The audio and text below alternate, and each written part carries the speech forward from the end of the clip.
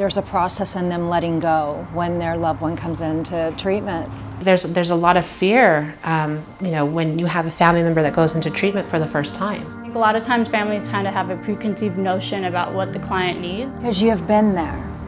And getting out of the way is one of the hardest things for families. This is the time when there's so many changes taking place, and I think it's a good time to ask questions. Don't assume. It's probably the first time in years that they can rest assured that their child is safe in treatment. You no longer have to be in fight or flight, that you can just lower your barriers and breathe. Once a week would definitely be appropriate communication. They don't need guilt. Because as much as you've wanted to get your family member in, you have felt a sense of control. Wanting to remind clients of what they did in the past, remind them of patterns, kind of trying to maybe engage them and talk to make sure they don't do something again, but I think that it just makes them feel worse. And when they go in, you can't physically see them, and so then you can't physically see like, hey, are you okay? Do you need me? Encouragement, validation.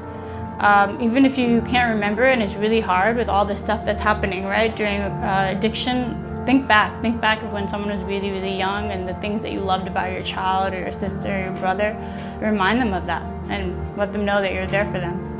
And when your loved one is calling, it's kind of actively just listening. I think they can expect to feel a lot of changes. You change one person, you're changing the whole system. You're going to come in and you're going to take some direction, which is everything they weren't doing. It's going to be uncomfortable. So if you're open to going to a place like Al-Anon, or if you're open to doing some Google search on the internet just to kind of see a little bit more about what a family's role be in the treatment process. Generally, everybody's thinking about the individual struggling with the addiction, and not everybody thinks about the family. The family's been hurt too, so they need to seek their own help. Have a family member in treatment, just remember it's not just that person, all of you in treatment. We have an amazing team, and our case managers are going to work with you.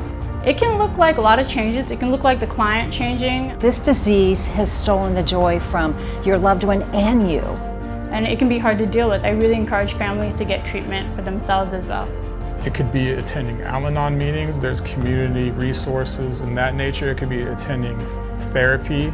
Continuing family therapy when your client comes home, all of that, just setting up a really good place. So our first line of communication is our operations director, and then once they've already been assigned a treatment team, then their therapist would be the next, and their case manager.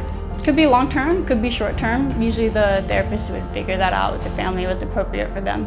Have you gone and had a meal without feeling stressed out, getting naps? You know what, going to the gym. It's super important to just be able to have time to yourself.